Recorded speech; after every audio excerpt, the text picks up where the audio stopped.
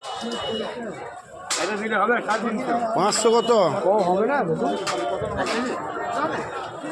কত ওই দুটো দুয়াটি কত? হ্যাঁ কত কত কেজি?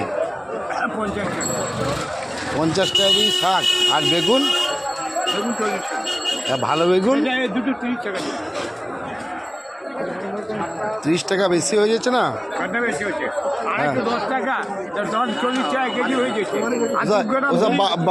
বাবুরা নেবে 240 টাকা। আমরা কিনতে পারবো?